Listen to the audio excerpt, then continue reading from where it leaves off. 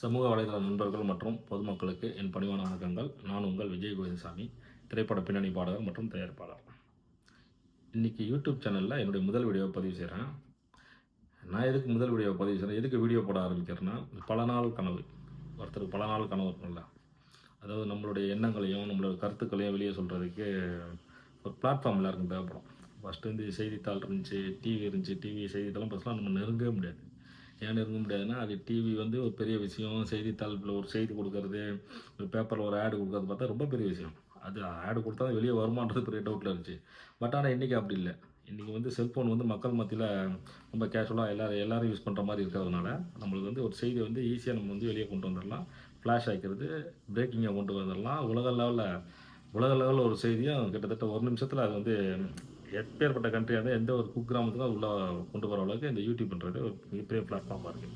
அந்த பிளாட்ஃபார்ம் நம்ம இப்போ எதுக்கு பயன்படுத்துகிறோன்றது ரொம்ப முக்கியம். ஒரு சில பேர் அவங்கள ஜாலியாக இருக்கிறதுக்கு பண்ணுவாங்க. ஜாலியானா அவங்கள காட்டிக்கிறதுக்கு பண்ணுவாங்க. ஒரு சில பேர்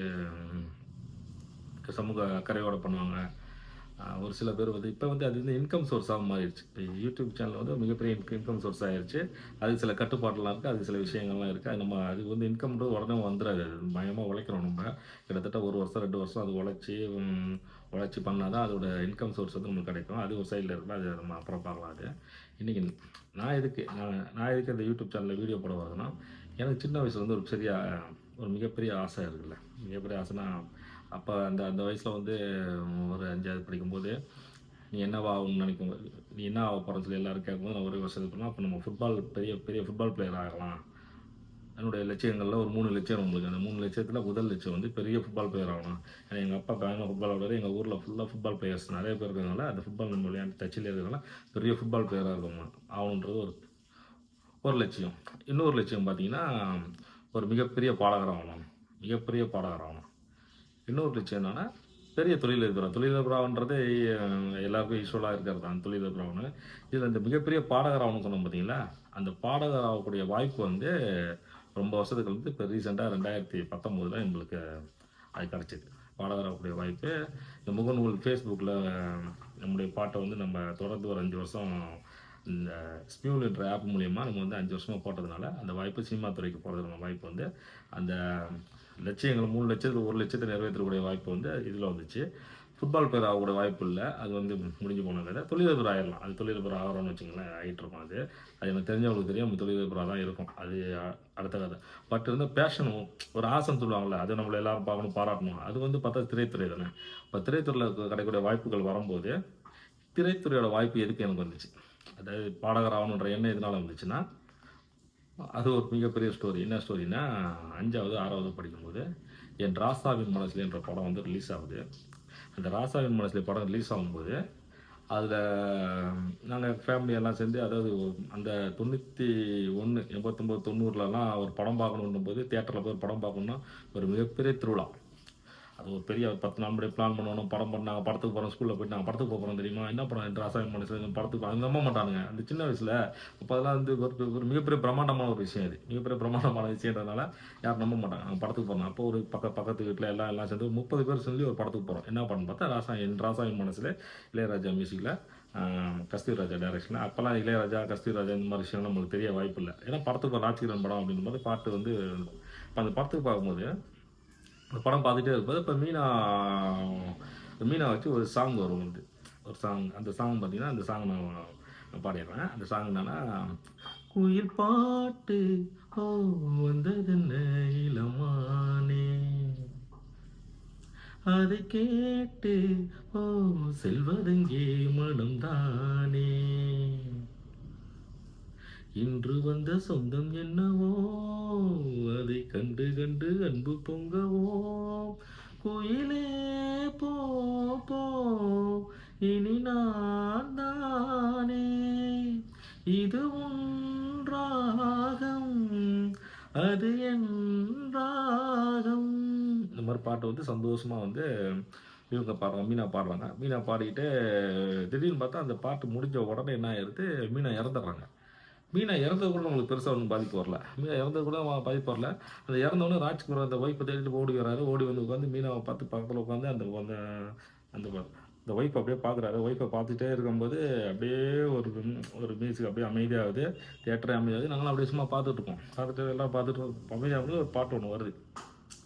அந்த பாட்டு எப்படி உள்ள போகுது பாருங்க. இளையராஜா இசைஞானி இளையராஜா பாடுறாரு. என்ன பாட்டு பாருங்க. சோல பசுங்கிளியே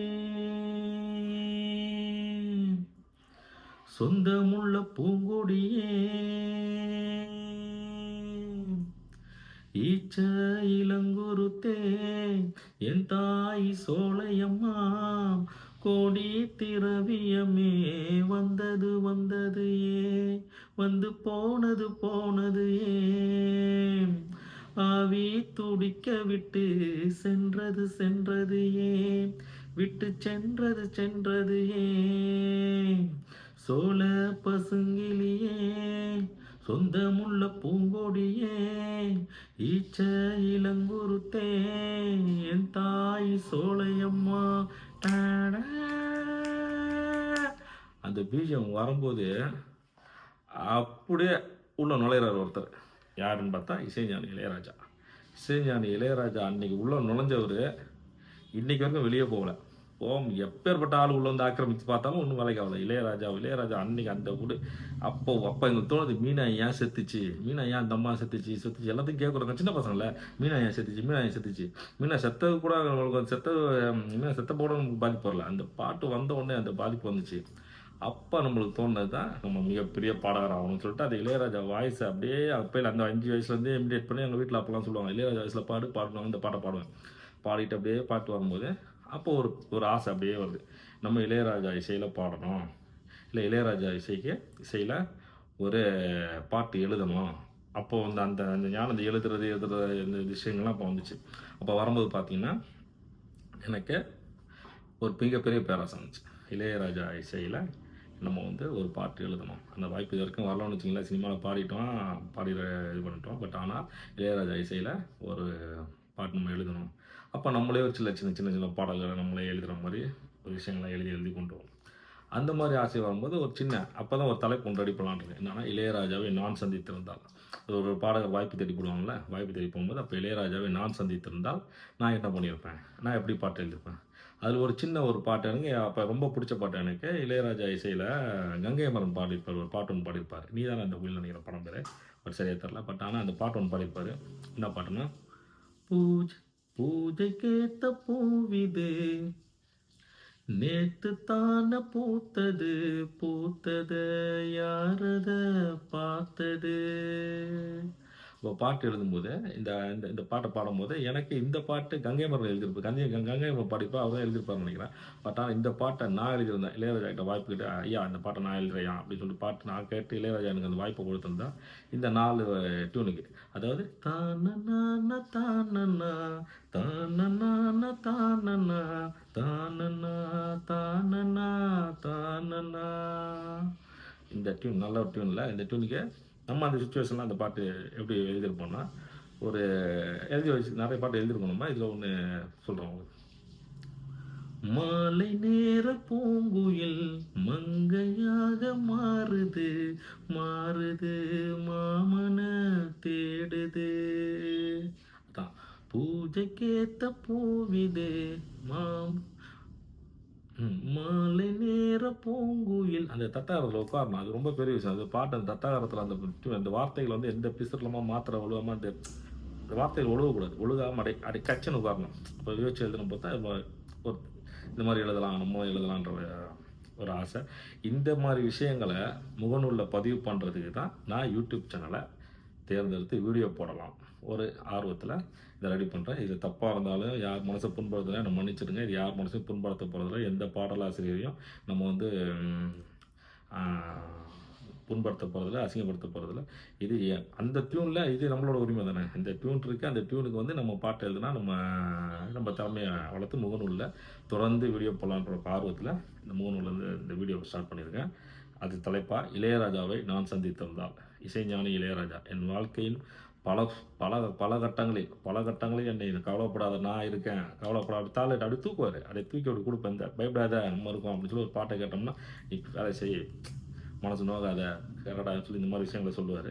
சொல்லி அந்த இசைஞானி கடவுளாக இருக்கிற இசைஞானி இளையராஜா கிட்ட பாட்டை நான் எழுதியிருந்தா எப்படின்றதுலாம் இளையராஜாவை நான் சந்தித்திருந்தால் இதுதான். இந்த வீடியோஸை தொடர்ந்து போடுவோம். அடுத்த வீடியோ நம்ம சந்திப்போம். அது வரைக்கும் உங்களிடம் விடைபெறுவது உங்கள் விஜய் கோவிந்தசாமி. நன்றி, வணக்கம்.